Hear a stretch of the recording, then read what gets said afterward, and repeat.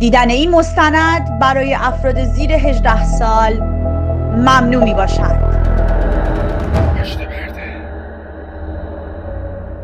مخاطبین از رسانه پشت پرده سلام، بنده امین فردین خوشحالم که به همراه تیمم بار دیگه با یک برنامه پشت پرده دیگه با شما هستیم. امیدوارم که هر کجای این کره خاکی که هستید حال دلتون خوب باشه. همونجوری که در ابتدای این ویدیو هم دیدید، دیدن این مستند برای افراد زیر 18 سال ممنوع هستش. هرچند آمارهایی که در این مستند به شما میدیم خیلی هاش مربوط به افراد زیر حتی 15 سال هستش، اما خب این مستند ساخته میشه برای پدر و مادرها و شاید هم مسئولین که یک تکونی بخورن و یک اصلاح و یک سازوکار درستی نسبت به این موضوعات رقم بخوره. تایی با هم بریم 500 گروه 500 که جاب کجاست؟ همین صرافا کلوپ هم میشه من تنها الان امروز؟ تنها 4 ساعت تنها دوتاییتون با هم دیگه؟ جا نداری بدم؟ جفتم و 500 اگه اوکی بریم. مستندی که پر از اتفاقات عجیب و غریب و آمارهای جنجالیه و البته دوربین مخفی و تصاویر محرمانه و فایل‌های صوتی هم داریم از کسانی که در صنعت اسکورت سرویس در ایران دارن استفاده میکنن و روسپیگری میکنن، اصطلاحاً تجارت جنسی انجام میدن و یا یک سری افرادی که خودشون درگیر این روسپیگری هستن. مشتریمون تلفنی ان، این عده خاص. ما آنلاین تلفنیه، حضوری که نیست دیگه. اون کلیشه است، فیلمه. دیگه اونجوری نیست که چند تا خط سیم کارت عوض میشه.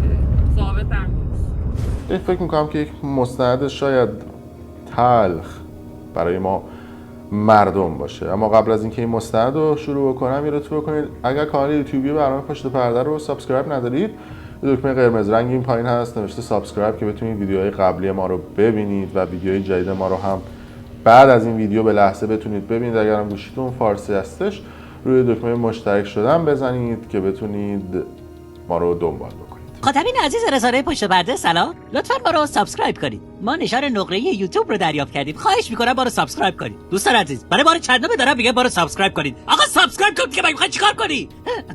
لطفاً ما رو سابسکرایب کنید.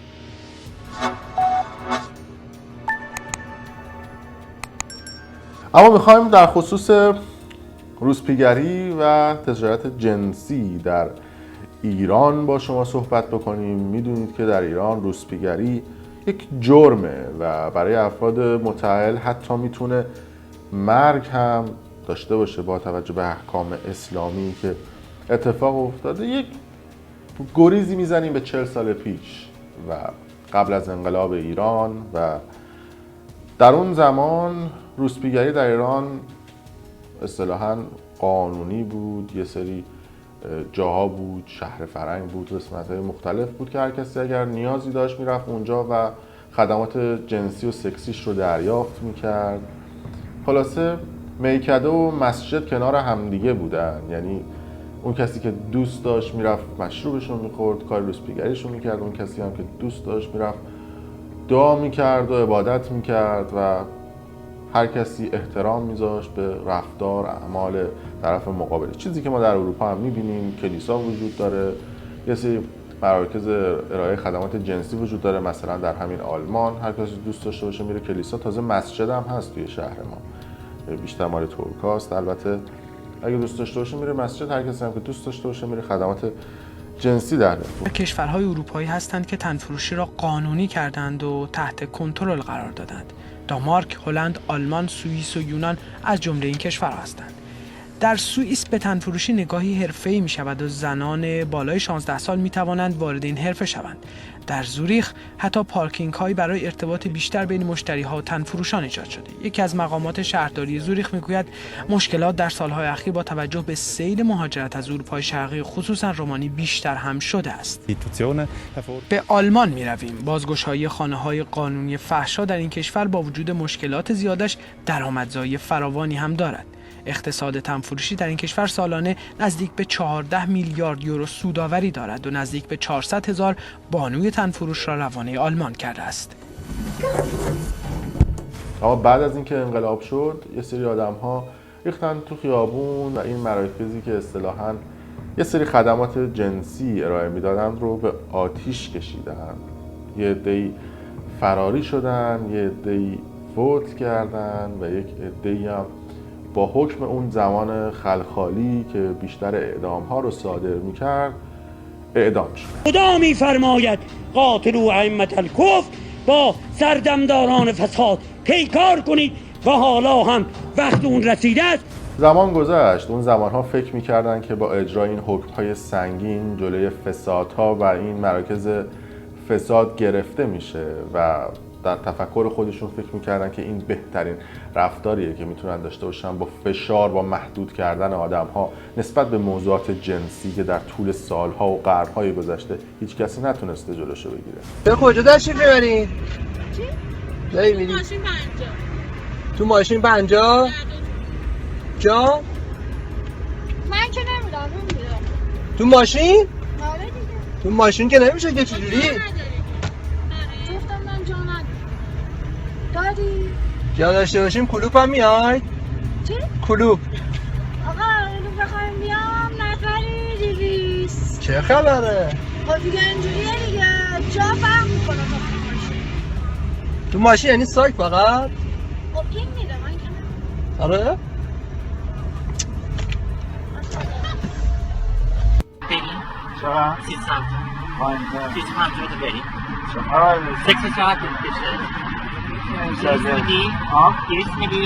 100 تومن. 100 ساک بیام اما فعالیت‌های جنسی و سکسی از این مراکز بهداشتی و این مراکزی که تحت رصد و مدیریت یک سری مراجع دولتی بود کشیده شد به کوچه پس کوچه ها و خیابون ها و هر کسی که میخواست سرویس جنسی و سکسی ارائه بده سر کوچه و خیابون ها و یک محلهای خاص تهران و شهرستان ها وای میساد. یه سری افراد هم قیمت میدادن و این افراد رو سوار میکرد. کجا باید بریم؟ جون با این اکبر ساکی فرام دید خوبی داشته باشم. این چشم ضعیف نیست هستم. دکوره یک کم یه درست کجا باید بریم؟ جون جون شوهرم میدونه ولی به رو خودش نمیاره، برای اینکه بچه‌های اون نیست. بچه‌هامو میسپارم دست مادرم و اینکه خرجی بچه‌هامو در بیارم. شوهرم نخواد پول اونا رو بده، پول خرجیشونو بده، فعلا خفشن. این روسپیگری وقتی که از داخل اون مراکز اصطلاحاً مخصوص خودش کشیده شد به خیابون‌ها، درصد افرادی که درگیر بیماری‌های جنسی، عفونی و سایر این موضوعات شدن بیشتر شد و البته آمار دقیقی هم از افرادی که این نوع فعالیت رو دارن ارائه نمیشه. همه در مقابل این افراد سکوت میکنن. عموما آمارها محرمانه هستش و ترجیحاً در رسانه‌های داخل ایران نسبت به این افراد صحبتی نمیشه. اما آمارها نشون میده که حدود 100,000 نفر در حال حاضر در ایران فعالیت روسپیگری میکنن. 8,000 باند هستن. افراد در طول 10 سال گذشته میانگین سنیشون پایینتر اومده، از 28 سال به 20 سال کشیده شده و کف سن روسپیگری 13 سال شد.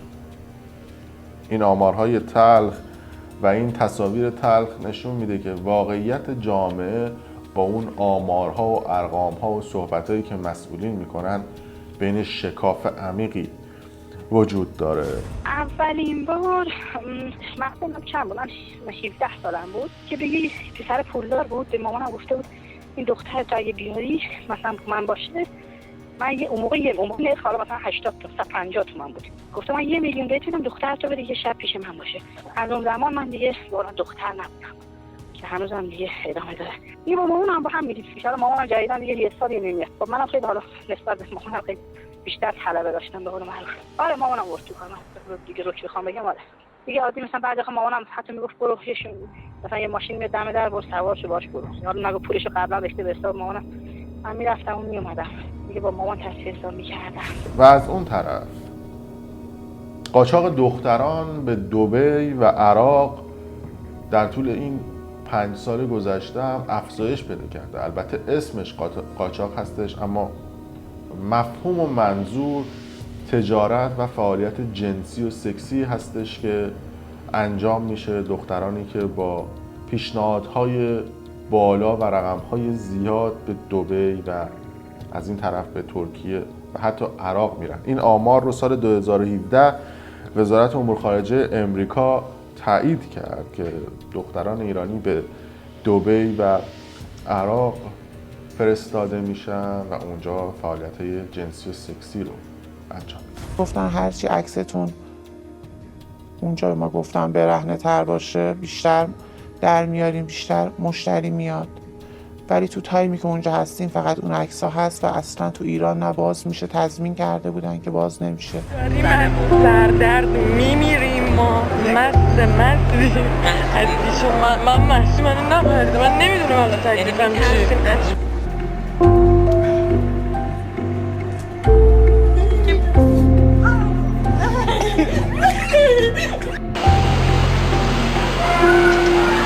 در حیات به کم میبریم، مواد حالمون خوب شده. اما شاید براتون سوال باشه که خب چجوری این زنها انتخاب میشن؟ به روش‌های مختلف این زنها و دخترها رو انتخاب میکنن طبق آماری که مسئولان آسیب شناس داخل ایران و اون کسانی که مقام مسئول هستن هر از چنگایی آمار خودشون رو منتشر میکنن که قطعا اونها بر اساس مصلحتی که در ایران وجود داره سعی میکنن که آمارها رو شفاف و دقیق نگن. گفته شده که 42% این افراد از طریق پارتی ها و مهمونی های مختلف توسط باند ها انتخاب میشن. امین آقای تماس گرفته بود و گفته که اگر یه چند نفری رو معرفی کنی بیان برای دبی، ما هواتو داریم و پول خوبی بهت میدیم.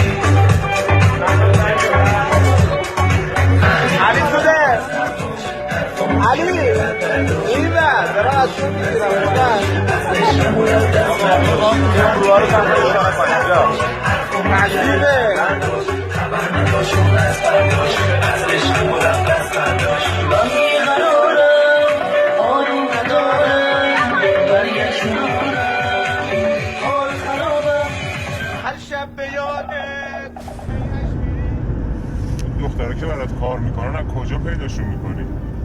مهمونی، پارتی، مجردن یا متأهلن؟ همینجوری توشون هست. مجرد، متأهل، بلا تکلیف. بیشتر مهاجرن یا بچه خود همین شهرن؟ بیشترشون که از این ور اون ور میان، شهرهای مختلف. فراری هن یعنی؟ آره خب. سنشون متوسط میانگین چند ساله؟ بعد 14-15 میتونید توشون پیدا کنید تا میگیم بالا دیگه بالای 30، ولی خب دیگه اینا بازنشستگی دارن، مادام العمر که نیست.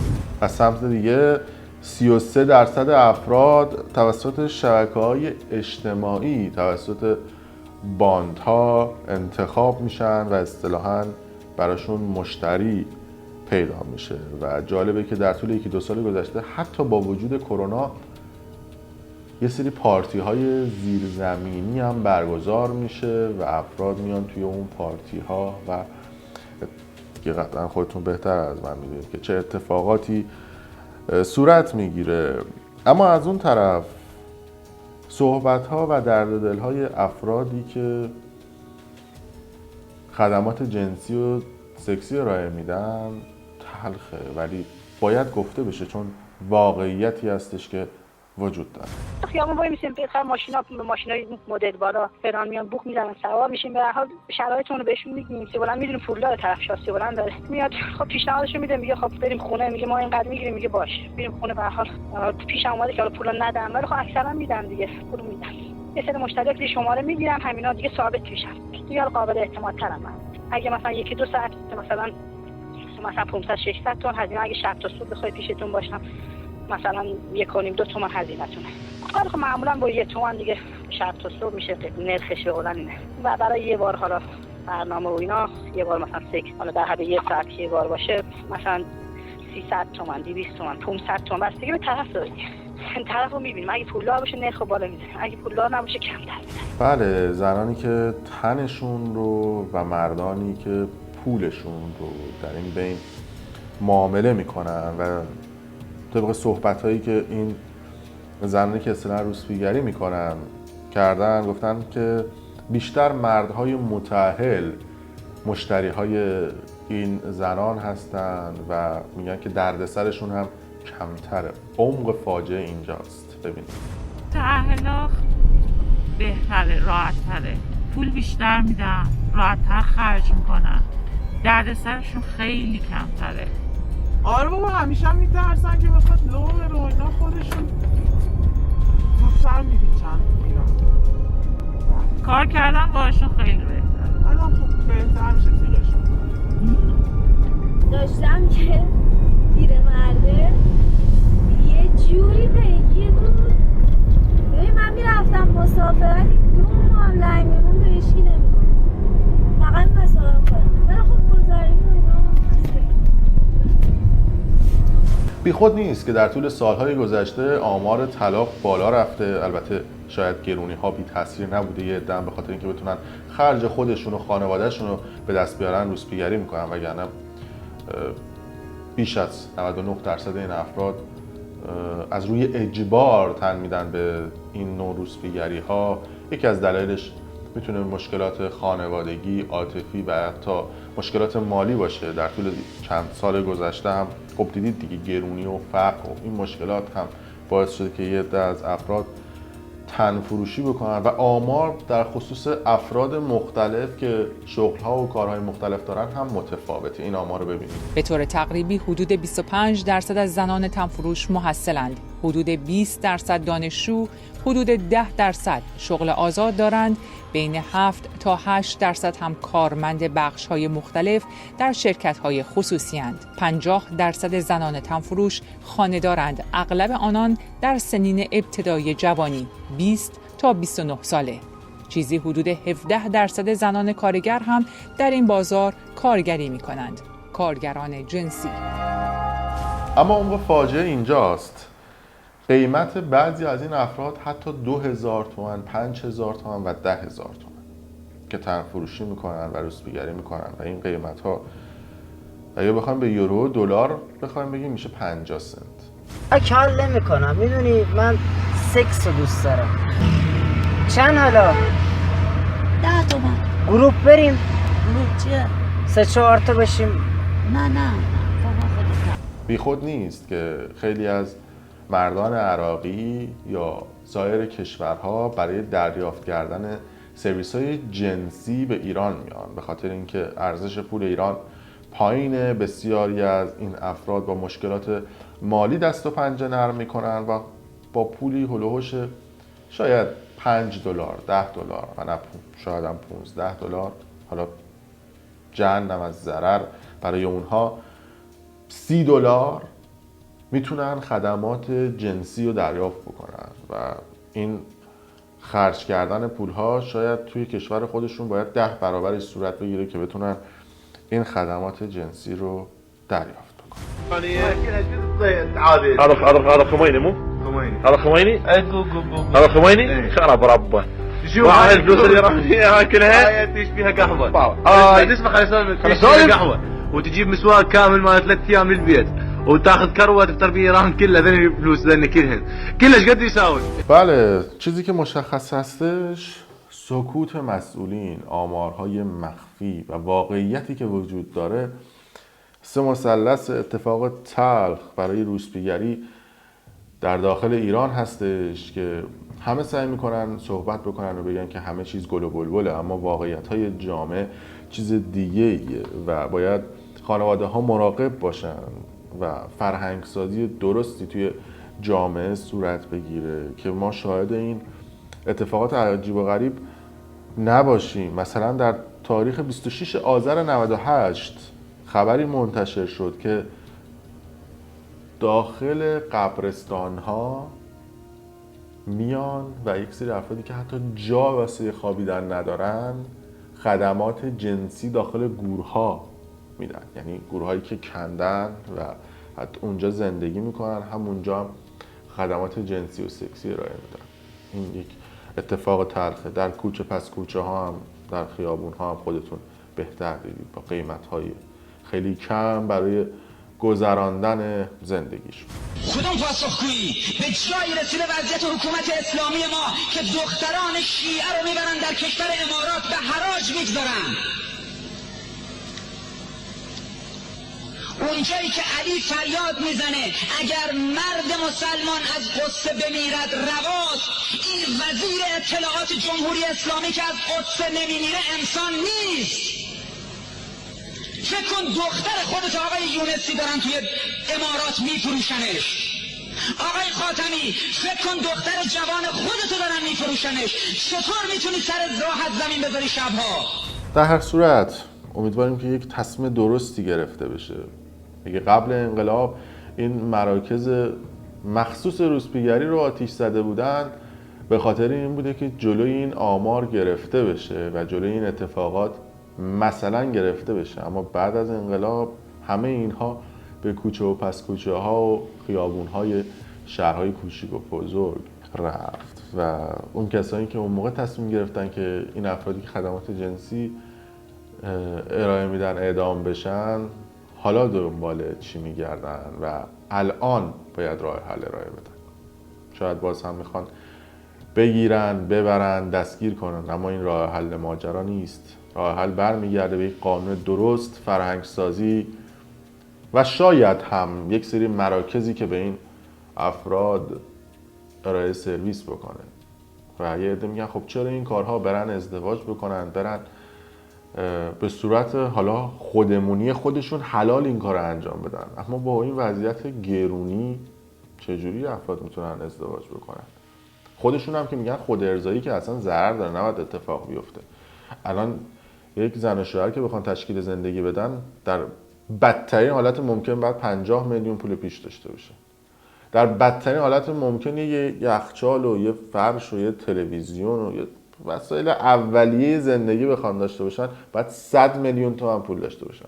میگیم 100 میلیون هم نه، 50 میلیون باید داشته باشن. یعنی نه عروسی بگیرن، نه هیچ کاری رو بکنن، هیچ ماشین هم نداشته باشن، باید در کمترین حالت ممکن 100 میلیون داشته باشن.